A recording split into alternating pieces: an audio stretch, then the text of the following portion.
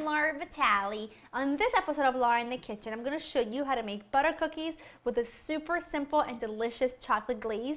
They're so addictive and they're so easy. I mean, the ingredients are probably in your pantry and fridge right now, which are just some all-purpose plain flour, a pinch of salt, some plain old sugar, an egg, some unsalted butter at room temperature, and some vanilla extract. These are the ingredients to make the actual cookies, and then in a little bit I will show you the ingredients to make the little glaze. So good. So the first thing you want to do is get your oven preheated to 375. The second thing you want to do is take a couple baking sheets and line them with some parchment paper. So I'm going to make this in my standing mixer, make life a little easier. Now I'm going to start by creaming together the butter and sugar. It's pretty standard, I think the standard steps. Butter and sugar first, cream it together.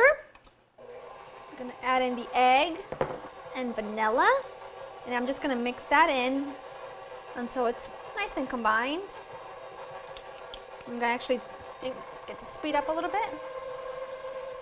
Scrape the sides, especially since this is such a big mixer, just a big bowl, and the batter isn't, huge, so not a lot of it, I should say. So as that mixes up, I'm just going to clear up a little bit, and then I'm going to add in, actually what I'm going to do first, is I'm going to take a spoon, and I'm going to mix together the salt with the flour. Add in my dry ingredients. Do it on low speed, otherwise you're going to get covered in flour. I'm going to just let that mix in for about 30 seconds or until all the dry ingredients are incorporated, and then I'll show you the next step. I've just dumped my dough on a floured surface, and now I'm just going to take my rolling pin, and you just constantly want to keep this dough moving because it is a really soft dough, but you want a nice buttery cookie.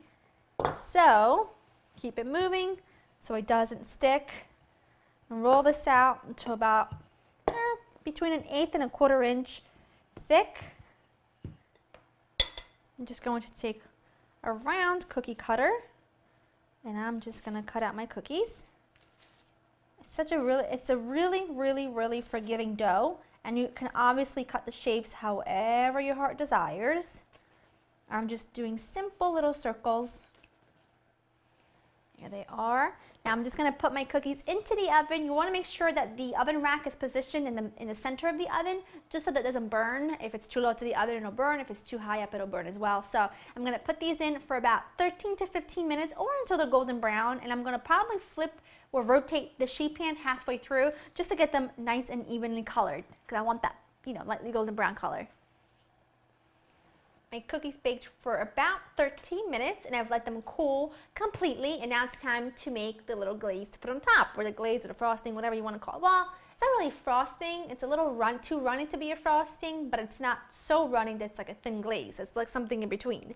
The ingredients for that are just some confectioner sugar, unsweetened cocoa powder, and some milk.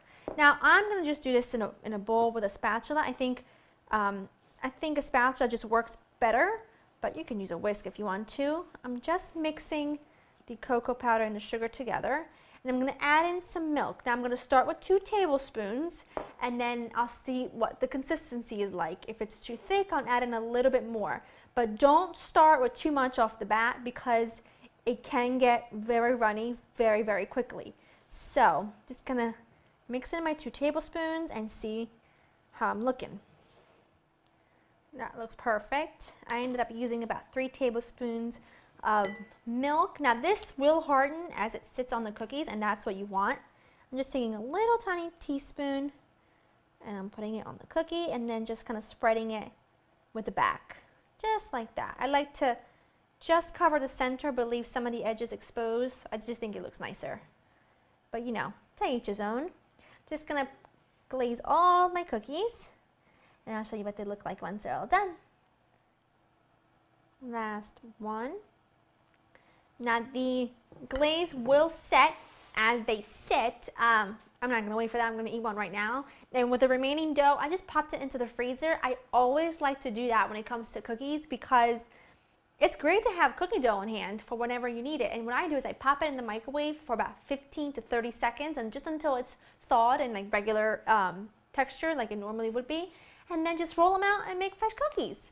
sharing is caring. I like to make fresh cookies anytime I have company or bringing them over to somebody's house. I'm going to taste one of these bad boys.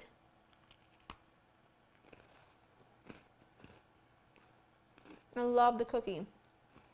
It's really buttery, yet subtle. The cookie itself is not too sweet, but the glaze is nice and sweet, so it's a great balance. So delicious. So simple, so easy. I'm sure you already have the ingredients on hand to do them, so go to www.laurenkitchen.com to get the recipe, make them, let me know how you like them, and I'll see you next time. Bye-bye.